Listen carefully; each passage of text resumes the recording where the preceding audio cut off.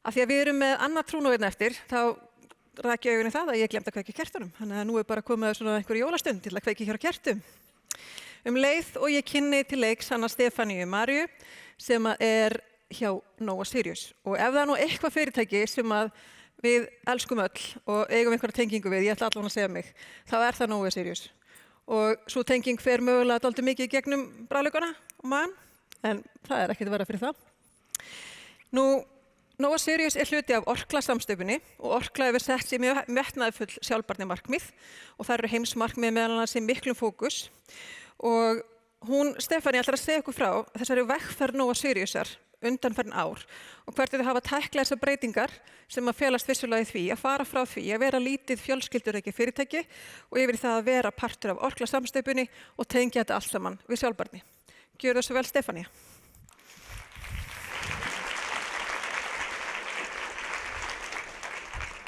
Góðan daginn. Nóa Sirius hefur fylgt landsmönnum í meira en öld og mér frá páskunum 1994. Þegar ég rýndi aftur í sögu fyrirtækisins með sjálfbærni augun að leiðarljósi, þá kom mér á óvart hversu framsækið fyrirtæki hafði verið með tilliti til jafnréttismálana. En frá árinu 1954 þá til ársins 2020 þá voru það eingöngu konur sem sátu í stjórnarformannssætinu og það voru mæðgurnar Ingileif og Áslaug. Í dag þá starfa 130 manns hjá fyrirtækinu frá 12 mismunandi löndum og meðal starfsaldur 8,5 ár. Nói hefur stuðlað að því að fólk með skerta starfsgetu hefur getað starfað til jafns við aðra innan fyrirtækisins og í tilefni af þessu erindi að þá brugðum við okkur á tal við einn slíkan starfsmann og spurðum hvernig það hefði komið til að hún skyldi byrja að vinna hjá Nóa. Þá sagði hún okkur frá því þegar hún hefði farið með Öskjuhlíðaskóla í fyrirtækjaheimsókn upp í Nóa Sirius og leist svo ofboðslega vel á að starfsmæðaskólans aðstöðanum sækjum og síðan eru liðin tæp 40 ár. Inngilding starfsfólks hefur verið mikilvægur partur af Nóa, alveg frá því að það var lítið fjölskyldufyrirtæki í fyrirtæki sem það í dag í þessu alþjóðlega samstarfi en Nói var selt inn í Orkla-keðjuna árið 2021.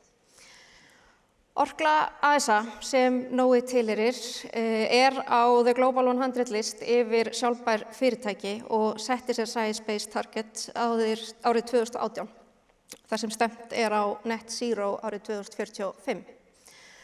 Og við tilheyrum Orkla Snacks sem samanstendur af helstu góðgætaframleiðendum á Norðurlöndunum og í Eystrasaltsríkjunum, þó við störfum ennþá sem sjálfstæð eining. Árið 2022 þá áttum við okkur á að það var ríkari þörf á að halda betur utan sjálfbærnimálin í heildina og sjálfbærni gæluverkefni einstakra starfsmanna þurfti að fá vettvang til að ýta almennilega af stað. Og úrvarð að það haust stofnuðu við þverfaglegt sjálfbærniteymi innan Nóa og fyrstu verkefni teymisins var einmitt að ýta af stað flottu flokkunarleiðbeiningunum sem prýða nú allar okkar umbúðir. En þetta gerði við samhliða því að taka til í flokkun innanhús og það mikið til komið vegna breyttar kröfur stjórnvalda. En gaman að segja frá því að með þessum breytingum fórum við úr 45% flokkunarhlutfalli í 85% á einu ári. Haustið sem fylgdi, haustið 23, að þá stofnaður samráðshópur innan Orkla Snacks, þar sem sameiginlega fórum við í gegnum tvöföldu mikilvægisgreininguna og sameiginleg stefna fyrir heildina samin. Og það hefur verið virkilega mikilvægt fyrir okkur að geta átt þessi samtöl við fyrirtæki sem eru í sömu stöðu á sama markaði og geta miðlað upplýsingum okkar á milli og mikill styrkur fólkin í því að geta rætt saman komandi reglugerðir. Og einmitt af því að við erum hluti af þessu stóra batteríi að þá þurftum við í ár í fyrsta sinn að skila ítarlegum ESRS-pakka til móðurfélagsins sem verður hluti af þeirra ársskýrslu í ár. Við Nóa-teymið vorum hins vegar mjög ákveðin í því að til að breyta heiminum þá þarf maður að byrja að taka til heima hjá sér og hafa Nóa-markmiðin því aðalega snúið að því. Og það alveg ótrúlega margt sem maður getur fundið þegar maður rýnir inn í eigin skáp. Og við ákveðum því að í upphaf árs 2024 að gera sjálfbærni hluti af daglegu tali starfsmanna og setja okkur 10 mælanleg markmið sem við gerðum síðan sýnileg. Og það besta sem kemur úr því að fara í þessa vegferð þetta hefur skapað gríðarlega mikla vitundavakningu innan fyrirtækisins og eru starfsmenn mjög duglegir að koma augum á alls konar umbótatækifærum og koma hugmyndir sínum á framfæri sem þetta stuðlar að minni sóun í kerfinu öllu. Og já, mjög skemmtilegt dæmi að bara í síðustu viku og það var það eingöngu fyrir útsjónarsemi starfsmanna að við þurftum ekki að farga nokkru 100 kílóum af súkkulaði. Af því að þau fundu út hvernig við gætum endurunnið án þess að það kæmi niður á gæðum eða væri hætta á ofnæmismiti. Og þetta skiptir auðvitað miklu máli fyrir fyrirtæki eins og okkur sem eru að horfa á veldisvöxt í verði á grunnhráefninu okkar kakóið. Og þetta meðal annars leið til að koma í veg fyrir að þurfa að hækka verð í samræmi við það. Nú sem lítill framleiðandi í miðju Atlantshafi þá liggur fyrir augum að við þurfum að flytja mestmegnis af okkar hráefnum inn til landsins og margt sem þarf að hafa í huga að við séum ekki að stuðla mannréttindabrotum eða skógareyðingu við kaup á þeim hráefnum. Og það eina leiðin sem við sjáum sem augljós að gera það með veskinu og hverju við veljum að versla við.